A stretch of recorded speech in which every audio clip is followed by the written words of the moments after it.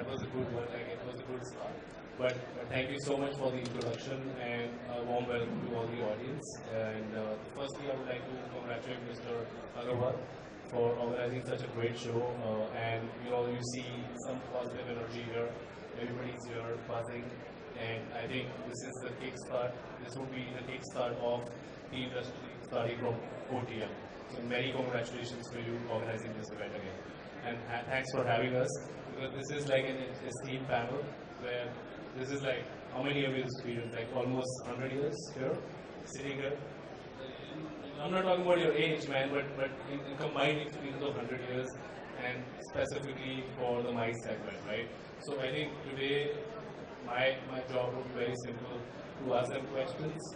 They are gurus of whatever they're doing, and they will give you information about what are the current trends, how you can tackle the future of mice, and what has happened in the past is the past.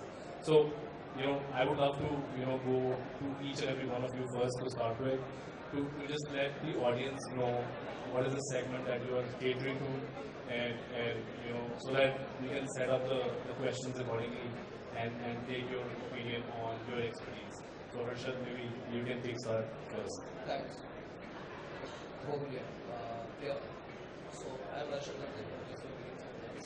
So basically we are into the meetings and events. So we have large global clients that we work with for their meetings and events. So some of them are contracted with us for a longer period of time, and they would come to us for mainly their meetings and be it very sourcing, contracting, event-related support, and that's our key area that we work. Awesome. So, my name is Jude D'Souza. I'm from FCM, and our clientele is mainly large corporates pan India, and we service them for meetings, incentives, and events. So that is the segment we generally work with. Thanks, Jude. Hi, good afternoon, everyone. My name is Paresh Malvinder. I'm from Thomas Cook, Mumbai. We are into the mice business from last 15 years. In 2007, when Rakesh sir joined Thomas Cook, and then we started mice business. So here we handle meeting, incentive, conference, exhibitions, and recently we started weddings also. So this is the segment what we represent. Perfect. So, Harshad, since you're working on strategic meetings and you're managing the meetings for large corporations, my first question is very simple. We have seen the virtual world, and meetings can easily be translated into virtual meetings. You see a challenge when you talk to your customers that they are converting a lot of face-to-face business into virtual, or is it opposite, that they have done enough of virtual and they're sick now and they want to get into the live space? What's the difference that you've been seeing? So this is a very interesting question. I think pre-pandemic, we all know this was a very, very private business. Everybody wanted to meet, and things were going great. But come March 2020, everything changed. Yeah. Everybody was home, did not know what to do, did not know about the virtual space. But I think agencies like us evolved, and we actually taught the clients as to what a virtual world looks like. So it all started with Teams and Zoom, then evolved, and partners like us, we built in our own technology. We tried to give them a near face-to-face experience. So that happened till about 2021. But over a period of time, I think in the beginning it was quite exciting, new things coming up, Avatar coming up, meeting rooms, everything. But over a period of time, I think the term that we use is Zoom fatigue. Post that, the meetings we saw, virtual meetings come down. In fact, after the second wave, we saw a lot of face-to-face meetings. So people wanted to get into face-to-face meetings. Because what we believe is, the value of human connection will never die.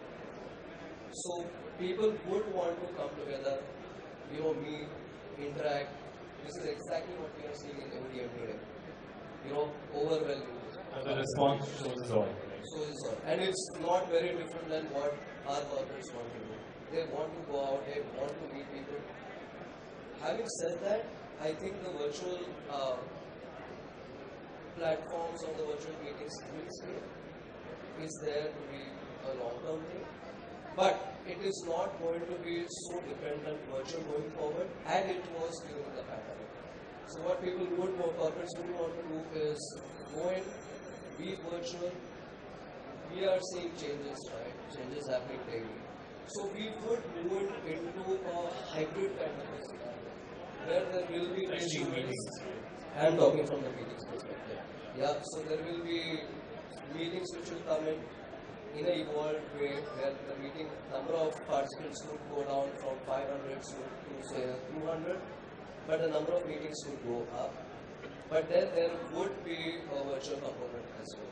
So we'll see. So I would say you were saying that it's going to be complementing each other instead of competing with each other. It will not compete with each other. It will compete. Face to face is here to stay for sure. For meetings, 100%. And I have a similar question to both of you. Since you're managing the incentive and the event sector, I'm sure in 2020 and 21 you did a lot of virtual, award functions and but definitely incentive programs cannot happen virtually. Absolutely. What is your take on events? Like, is your client really looking forward to again going virtual because it was cost effective, or they are getting more push towards face to face? So, to put it very bluntly, it does not work, right? So, we were forced to give this option to the clients because there is no way that they could interact with their staff or their dealers or their financial advisors. So, this was an option given to them because there was no choice.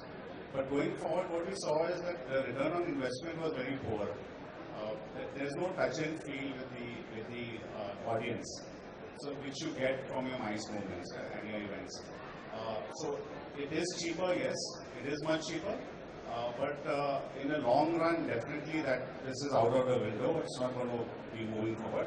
I agree with you. In some cases, you would have hybrid. That model is something which we learned from the virtual world, but that we will be taking on a case-to-case basis only. But your normal VR events is something which will not be happening. I think that virtual element would be added onto the events. It will go as a supplement and enhance the experience, or probably bringing a speaker from somewhere where you cannot afford to get them into the, or probably they're not available to fly. So I think that has given us an additional element rather than which will go as a supplement. Because people will definitely would like to come and meet.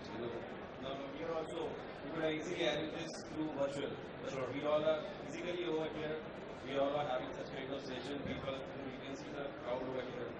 90% people are not even wearing the mask. So now people, I believe, they have started getting into the original mode of which we had in 2018 and 19, where we always had a physical meeting. We never had a virtual meeting.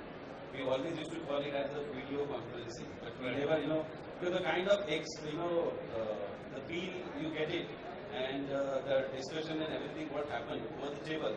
It won't happen, in digital platform. So I feel digital platform will be there in some of the other form, but it will not be replaced with the physical meetings. Because I think we all believe that face-to-face is a game, and I think the human technology is much beyond any technology that we would build. Because if we don't touch and feel and if we don't hand over a business card or something, it doesn't make sense, right? To just give you an example. We assume that corporate travel will not pick up because now they will move into virtual meetings. But in our company, we have reached pre-COVID level in terms of in the corporate level travel space. That's awesome. Yeah, so that just proves us wrong that virtual is the way for the future. I think that's a great point. I think, Harshad, do you have any figures that you want to point out that you have reached on pre-COVID levels on the corporate meeting side, because we have been focusing on the strategic meetings? So what we saw is in the month of August, September and October, when we saw the second wave of COVID actually going down, we saw the floodgates of corporates. And in these 3 months we did actually more than 80% of the volumes that we did in whole of 2019, which actually was good. It was a good problem to have, but as hoteliers will also agree, it added a lot of strain on the manpower because everyone had reduced manpower. The inquiries were coming in and nobody knew when it will stop. At what level will it stop? Nobody. So hoteliers were going crazy, we were going crazy. But I think the third wave, which was very strong, actually helped us to regroup, strategize, come back, and now have a plan. So I think we as a whole ecosystem are better managed to manage the floodgates which will open up in couple of months. I think the industry has been very resilient, and I know that there was a lot of people laid off and to get the balance sheets right and get the budgets right. But how do you see? Is that now you're rehiring people? Is that happening at a fast pace? Or all of the three companies, what is the status of your company? How is the growth for MICE department focused at this point in time? So from our side, I think we were one of the very, very few lucky ones. We did not retrench our firm. Awesome. So we had great support from our owners, backing from residents. But I think that added a pressure on us to ensure that we come back faster, so that all the losses that 18 months was in terms of face-to-face. But I think our saving grace was virtual. Yeah, we did a lot of virtual meetings, we did product launches, we evolved ourselves. But having said that, right now we are in phase where last couple of months I think we have added people to the business. But having said that, I think we will look at this business growing. Absolutely. Definitely. Jude, what's happening with FCI? Yeah, so our team was in place, but the volume which we could manage is not as high as pre-COVID. So we have started to hire now because we've seen the trend that there are confirmations coming in, business is moving in MICE, and obviously you need a staff to maneuver and manage this business. So yes, the hiring is on. Same here it comes to us. As of today, we are not looking for any new hiring now. But I can clearly see because floodgate is going to get open on 27th of March, where everything is Everybody is waiting for that. Yes. So the forecast, which as of today, what we can see, is a good number of domestic queries because still in Europe there are some uncertainties when it comes to visa and the COVID protocol. That 270 days plus that booster dose and all those things are still it's going on. So I believe H1 definitely domestic is going to go, and post July, post June, definitely international market is going to come back. So as and when the progress is there, definitely we'll see how we can have more and more people on board. Because as you said, Jude said correctly, MICE is all about the people. You need people. You can't have a robot over there and he can manage the trip. So you need to have a people. As of today, whatever number of people we have, we are confident that we can manage even if next 6 months also, even if we have maximum number of builders. Over and above, if we are reaching to the status of 18 and 19, then of course we need a manpower. Sure, because I think business was booming in 2019 and everybody was at their growth state at that point of time. Following up on what you mentioned, about protocols and the incentive business. What are the key, I would say, deterrents that a customer is talking to you for going overseas as in respect to what they are doing in the domestic incentive business? Or what is the trend that you see? Do you see people wanting to go ahead and do overseas travel, or their SOPs are stopping? And how do you manage the domestic business?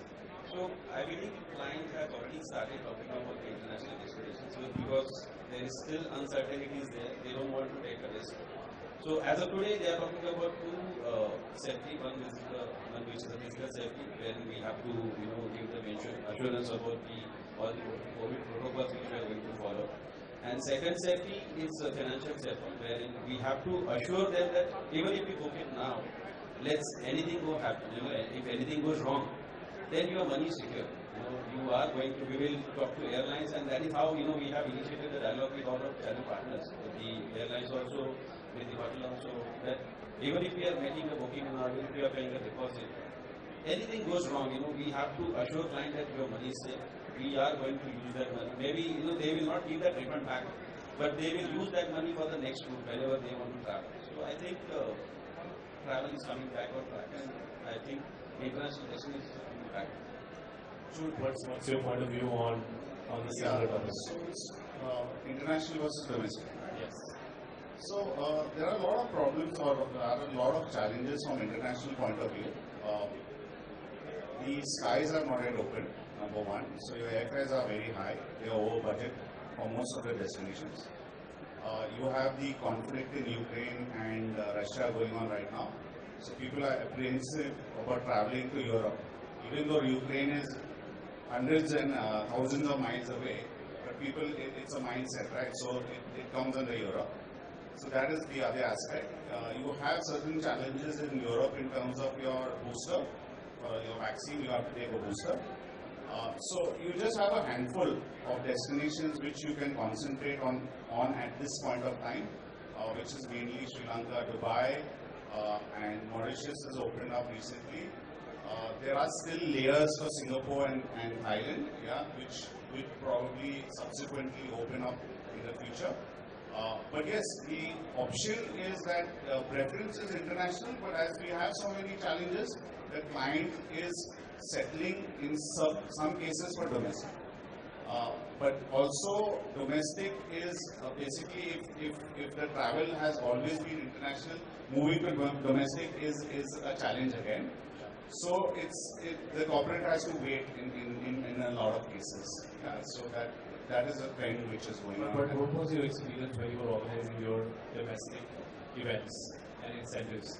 Were there any similar concerns that you think that would be carried forward to the international element, or when we started on domestic there was no concern whatsoever from the corporate side? So there's no concern. They were worried about the cancellation policies. That was the key. Would the airlines refund the money if there is any issue related to COVID, or if the hotels would refund. So that was, there are only two elements there. That was the only concern from the client point of view. Besides that, you had the challenges of the number of people that can be, you can have a gala event. That was the other challenge. But besides that, these are the only main. There were no other requirements that were coming apart from these 3, 4, 5 challenges. Right? So at least, following up on this question to all of you, speaking from the destinations perspective, what do you think as a planner? Because you touch base with the customer more often than anybody else in the ecosystem. Because you are managing all the stakeholders, in the process. What can destinations, hotels, and airlines do to make your job comfortable? To gain more business coming in from.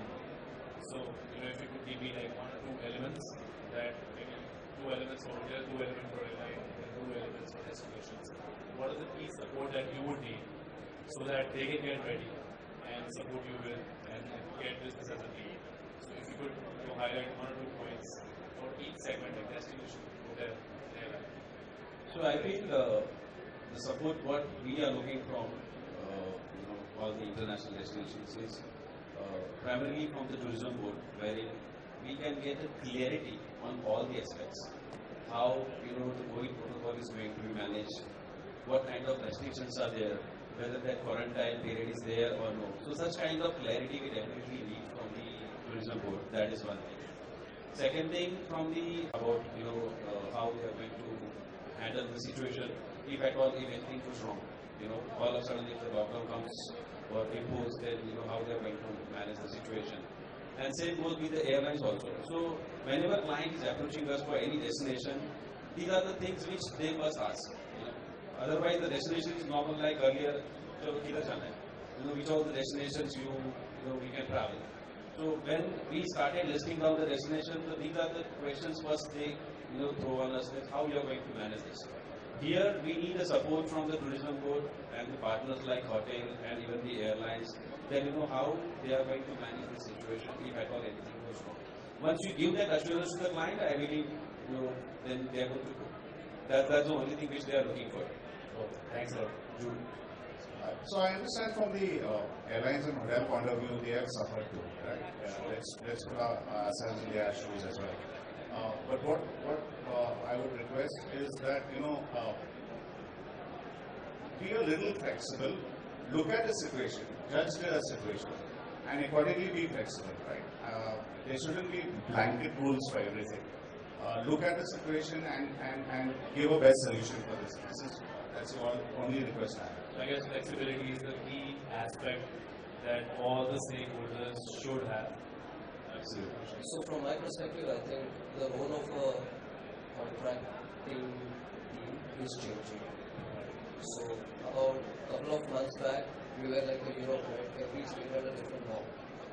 So if a person had to go from Karnataka to Delhi and we had a meeting in Delhi with coming from 5 different states, there was a whole lot of work which was done.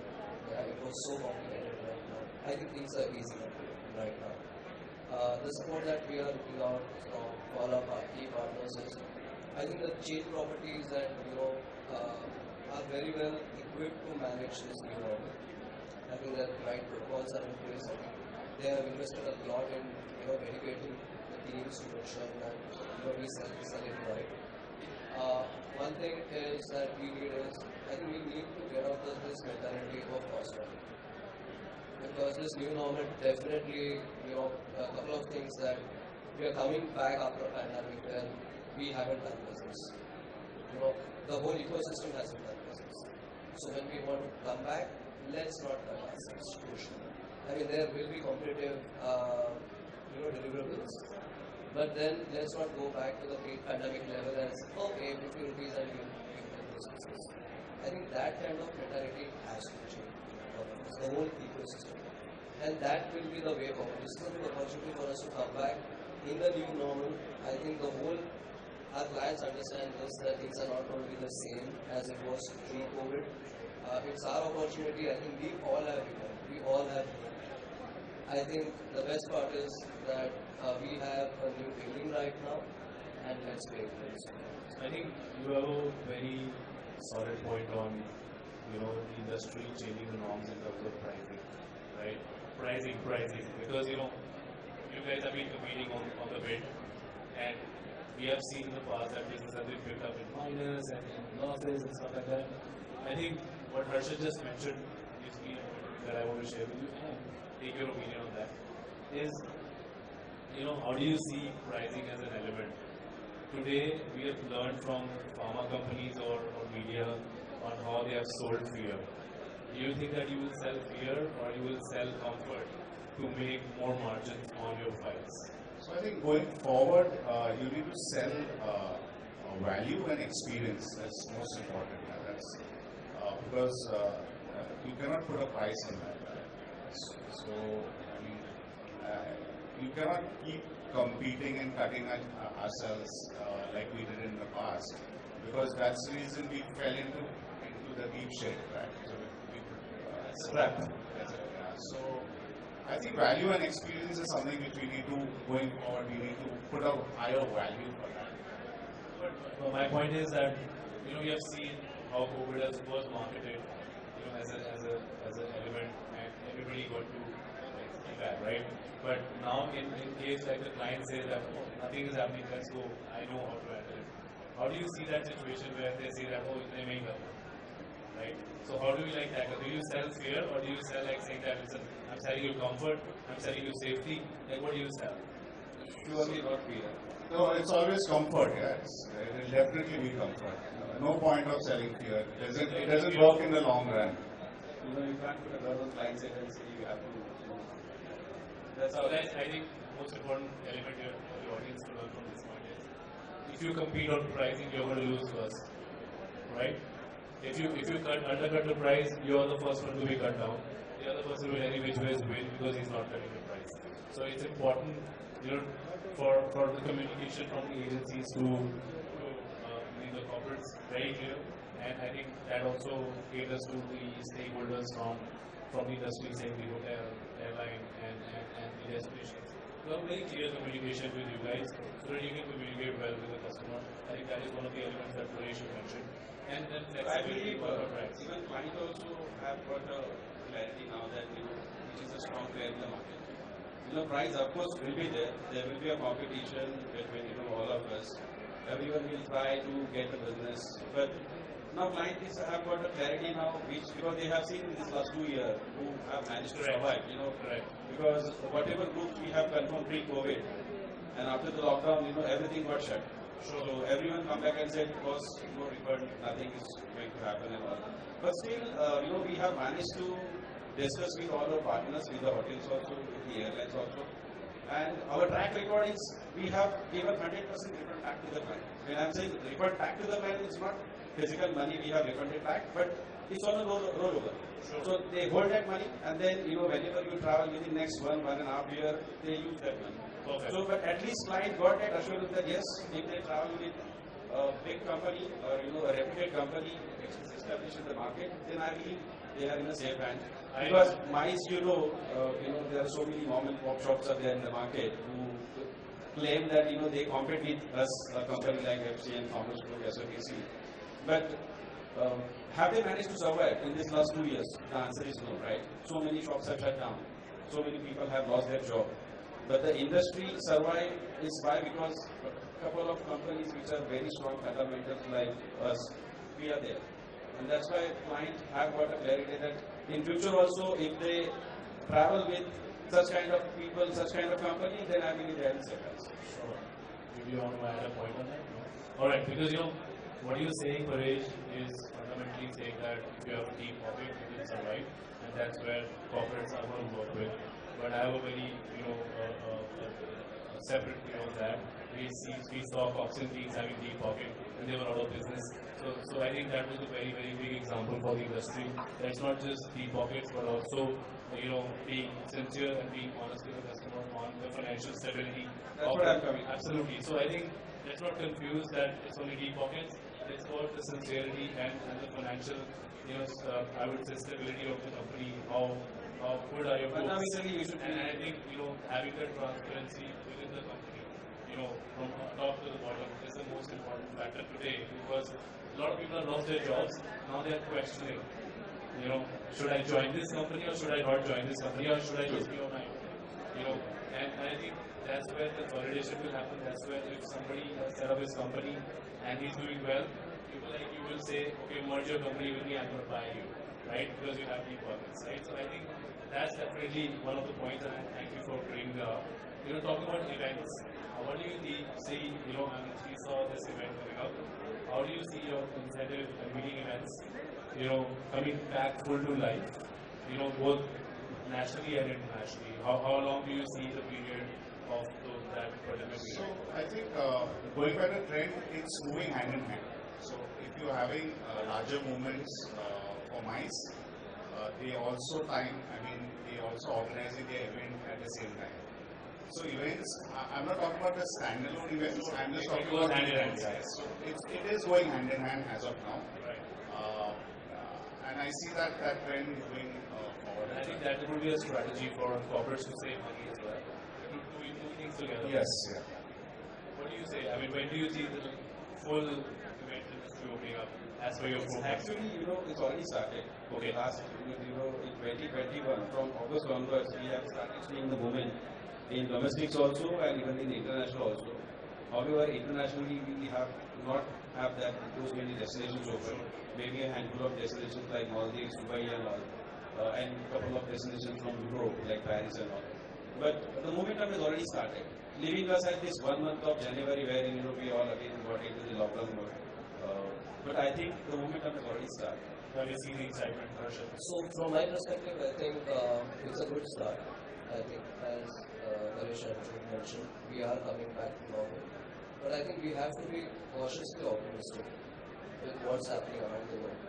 Be it Ukraine, Russia thing, or suddenly you see there are about 50,000 cases happening in a country like Hong Kong every day, even today. Today we got the news that China is has locked down about 3 crore of their citizens. What we have seen is, whatever happens in China and Hong Kong, comes to us and be concerned. We are at 3,000 cases every day. Now, we would want this to be at the same level, but then we have to be cautious. I think what we did not do right in August to December was that we never thought we would go into a third wave. We just, floodgates open, everything was there, and 3rd of Jan when we came to the office, everything got cancelled. Sure. Yeah. So we need to start preparing ourselves for that. That what if Travelers are mostly vaccinated. I think 99 to 100% of them are mostly vaccinated, whoever is traveling. So if they do get infected, it's not going to be like potent, right? So that is one plus going forward. The other thing is that we will have the 4th wave if only there is a new variant. Because if it continues to be Delta and your Omicron, it's not going to be as potent as it was in Delta. Yeah? So it will be mild. So hopefully, I'm no doctor here, but I'm being very optimistic that we continue to plan our MICE events, but we just look over our shoulder all the time, right? And see what's happening and be clued in with what is the situation at that point in time, and accordingly advise our clients. So I think we have to take a balanced approach. We have to be, all the way in touch with all the stakeholders to have the latest information, and of course be flexible, and of course make sure that we are balanced in terms of how much we are hiding, because it's going to be stop and go, like something like that, right?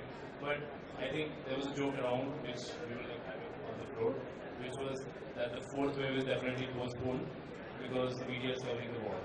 So I think even if the 4th wave comes, everybody is ready, vaccinated, as you rightly mentioned. We have 1 billion adults that are vaccinated, which is great. And I think that brings us to the end of the session, but we have questions from the audience.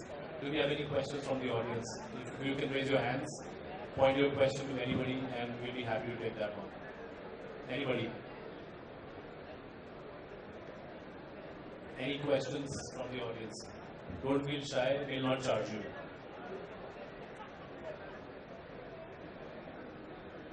Oh yeah, do we have a question? Can someone pass the mic?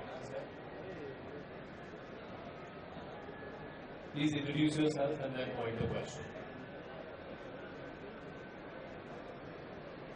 Good afternoon everyone. I am doing MBA right now and currently in Mumbai doing internship. So my question is like, how can we have that faith back in ourselves to step into travel industry, that faith we had before COVID, that audacity we can have in after COVID and ongoing scenarios, that similar faith we can have, and at what time we can, we can assume that we can definitely say that yes, now it's good to go and we are into the market, that kind of thing. Well, to be honest, that's a great question. What's your name? Hitesh Sharma. Hitesh. Anyone wants to take that question, or you can, maybe all of us can take this. Yeah, we can all take it. So Hitesh, I have been in the industry for more than 25 years. I think we all are here for 25 years. So there is never a good or a bad time to join the industry. I think what we used to do 25 years back and what we are doing today is completely different. I think the reason that we are here today because we have evolved ourselves. So if you come with a mindset that I'm going to be doing only this for next 25 years, you better be out and doing something else. It's a dynamic industry, it's an industry which is, you need a lot of passion, it requires a lot of patience as well. I think everybody in this forum has this. Now you are seeing hundreds of people here who are here because they are passionate about what they do and they believe in themselves and they believe in this whole industry that will take through. It's a good time to be in. It goes through ups and downs, it will continue to be that. But till the time you are engaged and you are focused and you evolve yourself every time, it's a good time to be in the industry is what I would say. Correct, sir. Jude. So, I think industry is being hammered last couple of years. Lots of jobs have got lost. I think it's important from companies and the HR to come out with policies which will make the industry attractive again. Right? I do understand where the challenge is, but collectively we need to have more policies to have some sort of safety net for newcomers coming in. to choose this industry? Because there are a lot of challenges in this industry, and even more so now. So the HRs of all companies have to come out with some policies. We need to, and as well as seniors, try to make this industry as attractive like it was before. I think it's the same what Julie said. This industry currently is going through a very bad patch. Now we all are trying hard to come back on track now. So openings will be there, and I believe what you said. Same HR and the business have to take a call. If they are hiring or if they are looking for new people, then there has to be a sustainable growth for them. They at least can see what kind of future they have in this industry. Because especially if you ask me about the mice is not it's everyone's cup of tea actually. Because people feel that they will get an opportunity to travel, and then there is a fame and all those things are there. But when they actually start working, then they feel they probably may not be in the right place. But there are people who are very young, very energetic, and they are always want to be on their toes. Yes, this industry is for them, and I believe we as an industry we are more than happy to welcome this kind of people. Thanks a lot, guys. I want to add on this point from these three gentlemen. I can tell you one thing, this is the best time to be in the industry. Because the worst is over, that's what we believe. And I can tell you, we are as newcomer as you are, because we all started from zero. No matter how much experience we have, we are still starting from zero and we are learning every day. So I think it's the best time for you guys to come into the industry and learn. And the most important thing that you can do to really fast track your growth is network well with the right people. If you can do that, you have a great future ahead in the travel industry. Because it's a great industry, it's dynamic, but so is every other industry, right? Everybody is at risk. No industry except pharmaceutical was making money, right? Even insurance lost money because they had to pay out more than what they paid in 100 years. Educational institutes are also having money in that scenario. Absolutely. So I think it's the best time to be in travel. And if we talk about the specialization, if you specialize in any of the segments within MICE exhibition, meeting, incentive conventions, then you have a brilliant future ahead, because there are very few people in the industry who know the segment well. And if you can learn from any of the mentors, you can pick them up, call them, and trust me, if you call people, they will not say no to you. But you will have to make that effort to call them and say, I want your help. So once you do that, I think you have a great future in the industry as well. I'm a firm believer on that. Yeah. Any other questions that you guys have? Just feel so that you excel at what you do, and then you will be an indispensable part of the company. Right. Thank you so much for those beautiful insights. Sure. Any other questions? Last and final call for questions. All right. Let's go. Thank you so much, guys, for A being big such a thank nice you audience. to our Thank you so much moderator for all and you guys. panelists for such an Thank you, interesting everyone. and insightful session. Thank you Thank for you, taking everyone. out time today and being with us.